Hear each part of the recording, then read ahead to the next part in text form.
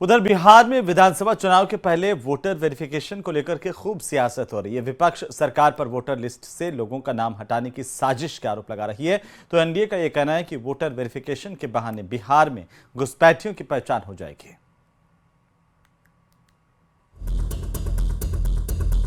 बिहार में निर्वाचन आयोग के अधिकारी घर घर जाकर वोटर्स का फिजिकल वेरिफिकेशन कर रहे हैं ताकि मतदाता सूची में जो गड़बड़ी है उसे सुधारा जा सके। इस प्रक्रिया में फर्जी वोटर कार्ड वालों की भी पहचान कर उनका नाम वोटर लिस्ट से हटाया जा सकेगा, पर विपक्ष को निर्वाचन आयोग के इस अभियान से ऐतराज है। पहले ही करा लिए रहते, आप इलेक्शन नजदीक आया है, नोटिफिकेशन होगा अब सितंबर में, और तब ये करार है। और अब तक चुनाव आयोग इसका कोई निर्देश जारी नहीं किया, परंतु नीचे BLO, Aadhaar, voter I card और राशन कार्ड की डिमांड कर रहा है, तो बिना आदेश के बीएलओ कैसे डिमांड?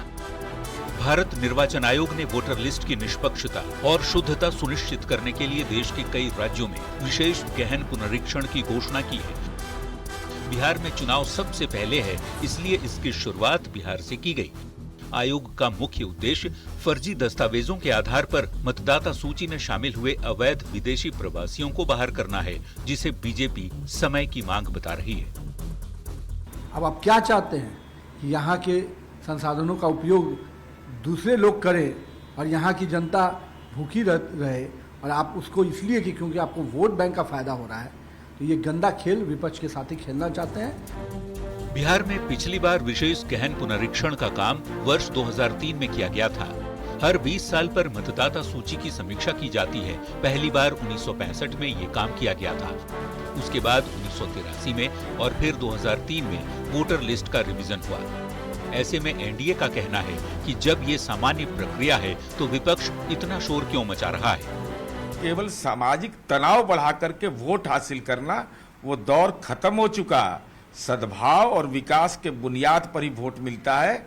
इसलिए नागरिकता कानून जब है तो न किसी को आप डरा सकते हैं, न कोई विदेशी रह सकते। बता दें, 2003 में हुए मतदाता सत्यापन में राजनीतिक कारणों के चलते ज्यादा सख्ती नहीं बरती गई, पर इस बार निर्वाचन आयोग घुसपैठियों की पहचान कर उन्हें बाहर करने के लिए काफी सख्त है और इसी पर सियासत भी जमकर हो रही है। पटना से न्यूज 18 के लिए संवाददाता शैलेंद्र की रिपोर्ट।